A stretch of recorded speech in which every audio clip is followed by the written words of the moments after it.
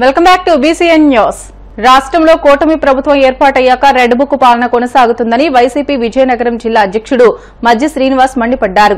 గత వైసీపీ ప్రభుత్వం ఇచ్చిన పెన్షన్ కంటే ఇప్పుడు ఇస్తున్న పెన్షన్ తక్కువని అన్నారు. రాష్ట్రంలో రెడ్ బుక్ రాజ్యాంగం నడుస్తుందని, లేనిపోని ఆరోపణలతో కేసులు పెట్టి వైసీపీ నేతలను వేధిస్తున్నారని ధ్వజమెత్తారు. కూటమి ప్రభుత్వం ఏర్పడిన తర్వాత ఒక సంవత్సర కాలంగా కావస్తా ఉంది. ఈ ప్రభుత్వంలోకి వచ్చే ముందు మీరు అనేక హామీలు, ఈ రాష్ట్ర ప్రజల కోసం ఈ కూటమి ప్రభుత్వం అనేక హామీలు ఇచ్చింది. మీరు హామీలు అమలుపరచే మీద దృష్టి పెట్టకపోగా మీరు వైఎస్ఆర్ పార్టీ నాయకుల్ని, కార్యకర్తల్ని, ముఖ్యంగా సోషల్ మీడియా కార్యకర్తల్ని వారి మీద అక్రమ కేసులు బనాయించడం లేదు. నియోజకవర్గాల్లో మేము చూసా ఉంటాం. మాజీ మంత్రి విడుదల రజనీ గారి మీద మరి వారి మీద జరిగిన పోలీసు వారు అనుచితమైన ప్రవర్తన మనం చూసాం. ఈ రాష్ట్రంలో లా అండ్ ఆర్డర్ ఎటువైపు వెళ్తుంది అనేది అర్థం కాని పరిస్థితి ఏర్పడతా ఉంది. ఇది మంచి విధానం కాదు. అదే కాకుండా కేవలం మద్యం కేసులని లేదు, అక్రమంగా కేసులు పెట్టడం, మీరు కేవలం సంవత్సర కాలంలో ఈ కేసులు పెట్టే కార్యక్రమం మీద ఉన్నారు కానీ ఎక్కడా కూడా అభివృద్ధి కానీ సంక్షేమం మీద ఎక్కడా కూడా దృష్టి పెట్టే దాఖలాలు కనపడలేదనే విషయాన్ని మీ ద్వారా ఈ రాష్ట్ర ప్రజలందరికీ తెలియాలని, ముఖ్యంగా ఉమ్మడి విజయనగరం జిల్లా ప్రజలందరికీ కూడా తెలియాలనే ఉద్దేశంతోనే ఈరోజు మేము ముందుకు వచ్చాం. మీరు చేసిన సంవత్సర కాలంలో జిల్లాలో కానీ, ముఖ్యంగా ఉత్తరాంధ్ర జిల్లాల్లో కానీ ఎక్కడ అభివృద్ధి కానీ సంక్షేమ కార్యక్రమాలు కానీ, ముఖ్యంగా మేము గతంలో చెప్పాం, మీరు పెన్షన్స్ విషయంలో అనేక సందర్భాల్లో మీకు చెప్పాం. ప్రభుత్వం ఒక జీవో ఇచ్చింది, మేము పెన్షన్ రిలీజ్ చేస్తున్నాం. నవంబర్ నుంచి 2023 డిసెంబర్ 21వ తారీఖు నుంచి జనవరి 1 నుంచి తీసుకుంటే 24 నవంబర్ వరకు ఉన్న స్పౌస్ పెన్షన్స్ ఇస్తున్నామని చెప్పి జీవో ఇష్యూ చేశారు. కనీసం వాళ్ళు ఆ పెన్షన్ కూడా ఈ నెల వరకు అందలేని పరిస్థితి ఏర్పడింది. అందరూ ఎదురు చూశారు. సుమారు 89,798 పెన్షన్లు ఎన్నో సుమారుగా నేను అంకి కూడా చదివాను ఆ రోజు. సుమారుగా 90,000 పెన్షన్లు. కనీసం ఒక్క పెన్షన్ కూడా ఈరోజు స్పౌస్ పెన్షన్ మన నెలలో మీరు ఇవ్వలే. కానీ ప్రభుత్వం జీవో ఇచ్చింది, మేము పెన్షన్లు ఇస్తున్నామని చెప్పారు. ఓ పక్క మంత్రి గారు పత్రికా సమావేశం పెట్టి కూడా మరీ చెప్పారు, రేపు 1వ తారీఖు నుంచి సుమారు 90,000 పెన్షన్లు ఇస్తున్నామని చెప్పి మీ అందరి ముందు కూడా వారు చెప్పారు. కానీ ఎక్కడా కూడా ఒక్క పెన్షన్ కూడా మొన్న ఇచ్చిన దాఖలా లేదు. అంటే ప్రభుత్వం ఇచ్చిన జీవోలు కానీ, లేదా ప్రభుత్వంలో ఉన్న మంత్రులు చెప్తున్న మాటలు కానీ ఈ రాష్ట్రంలో జరిగే పరిస్థితి లేదంటే ఈ ప్రభుత్వం పనిచేస్తుందా? అసలు ఈ ప్రభుత్వాన్ని నడుపుతుంది ఎవరు? సంబంధిత శాఖ మంత్రి గారి పెన్షన్లు మేము 1వ తారీఖు నుంచి పెన్షన్స్ ఇస్తున్నామని చెప్పి వారు చెప్పిన కార్యక్రమం ఇంప్లిమెంట్ కాలేదు అంటే దీన్ని ఏమనాలో మాకు అర్థం కాలే. ఇవన్నీ కూడా ప్రజల దృష్టికి తీసుకొస్తున్నాం. ఒక ప్రతిపక్ష పార్టీగా, బాధ్యతాయుత ప్రజాప్రతినిధులుగా ఇవన్నీ ఈ ప్రభుత్వం చేస్తున్న కార్యక్రమాలన్నీ కూడా ప్రజల ముందు ఉంచుతా ఉన్నాం. ఇవాళ మద్యం సాక్షాత్తు శాసనసభ్యులు చెప్తా ఉన్నారు, ఏదైతే తక్కువ ఖరీదున్న మద్యాన్ని మాత్రమే షాపుల్లో అమ్ముతున్నారు, గత ప్రభుత్వం కన్నా ఘోరాతి ఘోరమైన మద్యాన్ని తీసుకొచ్చి అమ్ముతా ఉన్నారు, ప్రజల ఆరోగ్యాలు పాడవుతా ఉన్నాయి, ఎక్కడా కూడా మంచి బ్రాండ్ మద్యం దొరికే పరిస్థితి లేదు షాపుల్లోని అని సాక్షాత్తు డిపార్ట్మెంట్నే నిలబెట్టి అడిగే పరిస్థితి.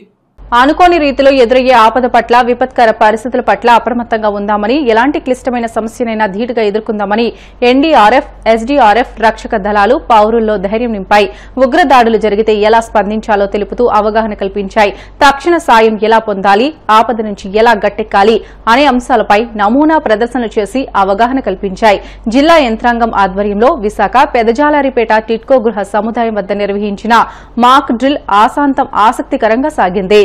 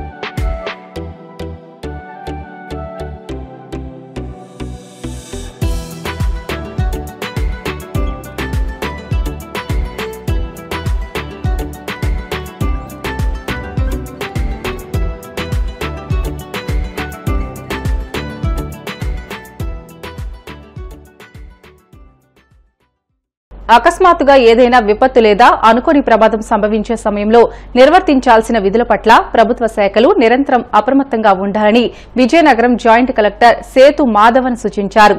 ప్రభుత్వ ఆదేశాల మేరకు ఆర్టీసీ కాంప్లెక్స్ వద్ద వివిధ ప్రభుత్వ శాఖలు సంయుక్తంగా చేపట్టిన మాక్ డ్రిల్ ను ఆయన పరిశీలించారు.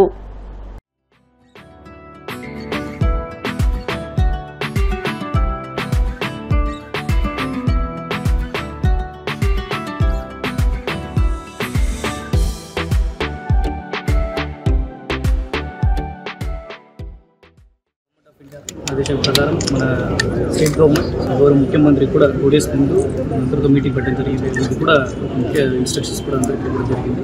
ఆ ఇన్స్ట్రక్షన్ ఇచ్చిన తర్వాత మన స్టేట్ డిసాస్టర్ మేనేజ్మెంట్ ఏజెన్సీ ద్వారా మనకి నిన్న ఒక కమ్యూనికేషన్ వచ్చింది. ఆ కమ్యూనికేషన్లో మాక్ డ్రిల్ అనేది అన్ని చోట్ల జరగాలి.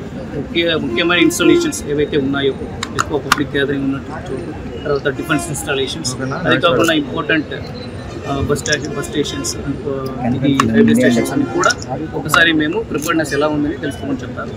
సో దానికి సంబంధించి మేము ఇవాళ ఈ డేట్ 13th నాటికి ఈవినింగ్ 4 o'clock మేము ఈ బస్ స్టేషన్లో ఈ ప్రిపేర్నెస్ సంబంధించి ఒక మాటలు పెట్టడం జరిగింది. కలెక్టర్ గారు ఆదేశం మేరకు మేము అందరూ కూడా ఇక్కడ గ్యాదర్ అవ్వడం జరిగింది. ఇందులో ముఖ్యమైన డిపార్ట్మెంట్స్ ఏవైతే ఎన్డీఆర్ఎఫ్, ఎస్డీఆర్ఎఫ్, తర్వాత police, revenue and also medical department ఈ సహాయంతో మేము కూడా చక్కగా ఒక అవేర్నెస్ క్రియేషన్ చేసాము.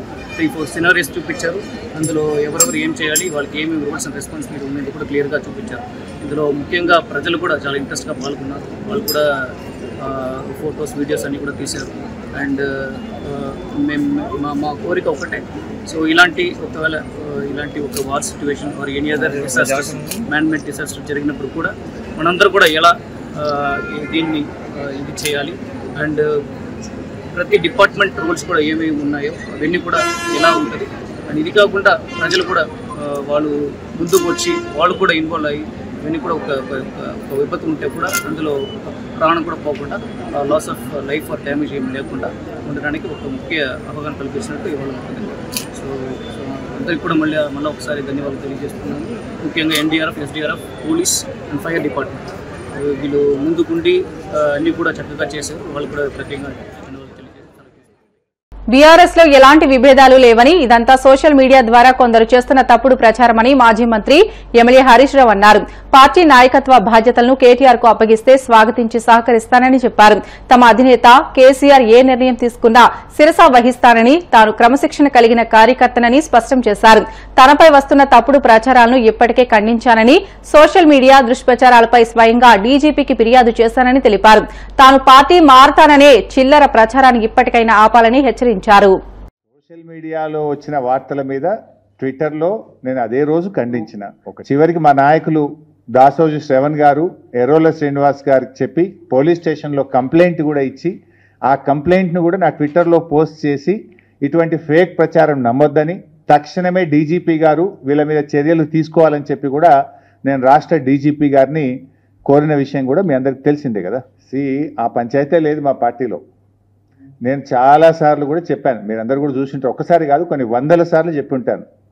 కేసీఆర్ గారు మా పార్టీ అధ్యక్షుడు, ఆయన యొక్క ఆదేశాలను తూచా తప్పకుండా పాటించే ఒక క్రమశిక్షణ కలిగిన కార్యకర్త హరీష్ రావు అని చెప్పిన. ఇది బహుశా 100 సభల్లో చెప్పిన, టీవీ డిస్కషన్స్లో చెప్పిన, ప్రెస్ మీట్లలో చెప్పిన, చిట్చాట్లో చెప్పిన, అనేక సందర్భాల్లో కూడా చెప్పిన. సో మీరు అన్నట్టు కేటీఆర్ గారికి నాయకత్వం అప్పచెప్తే స్వాగతిస్తాను. డెఫినెట్గా ఐ కోఆపరేట్. ఒక కార్యకర్తగా హరీష్ రావు పార్టీ నిర్ణయాన్ని, కేసీఆర్ నిర్ణయాన్ని ఎప్పుడైనా శిరసా వహిస్తాడు తప్ప గీత దాటే వ్యక్తి కాదు. ఇది నా 25 ఏళ్ల రాజకీయ ప్రస్థానం చూపిస్తుంది. 25 ఏళ్ళ నుంచి నేను బీఆర్ఎస్ పార్టీలో ఉన్నాను. పార్టీ జెండా పుట్టుక నుంచి ఈ రోజు వరకు కేసీఆర్ గారి అడుగుజాడల్లో వారి సూచనలకు అనుగుణంగా పనిచేసేటువంటి ఒక కార్యకర్తగా హరీష్ రావు పనిచేసిండు, రేపు కూడా చేస్తాడు. ఇవన్నీ చిల్లర ముచ్చట్లు బంద్ చేసి ఇంత స్పష్టంగా కుండబద్దలు కొట్టినట్టు నేను మాట్లాడుతుంటే మీరు ఈ ప్రశ్నలు ఏందో నాకైతే అర్థమవుతలేదు. ఇంత కుండబద్దలు కొట్టినట్టు 100 సార్లు చెప్పినా మళ్ళీ ఈరోజు కూడా చెప్పినా కదా. My leader is KCR. What ever KCR says Harish Rao will follow it. వార్తలు ముగించే ముందు ముఖ్య అంశాలు మరొకసారి. ఈ విద్యా సంవత్సరం నుంచే డాక్టర్ బిఆర్ అంబేద్కర్ విదేశీ విద్యా పథకం అమలు, మంత్రి డోలా బాల వీరాంజనేయ స్వామి స్పష్టీకరణ.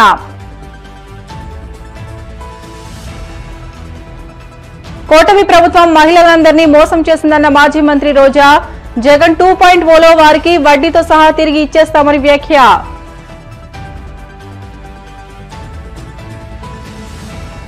ద్వారకా తిరుమలలో వైభవంగా వైశాఖ మాస తిరుకల్యాణ మహోత్సవాలు. ఉభయ దేవేర్లతో కలిసి రథంపై ఊరేగుతూ భక్తులకు దర్శనమిచ్చిన చిన్న వెంకన్న.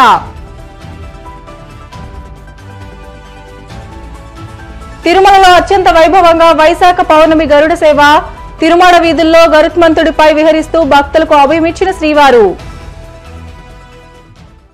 ఇవి ఇప్పటివరకు బులెటిన్లోని అప్డేట్స్. మరిన్ని వార్తల కోసం BCN digital YouTube channel, Facebook పేజీని ఫాలో అవ్వండి. అప్డేట్ వార్తల కోసం ప్లీజ్ డూ సబ్స్క్రైబ్.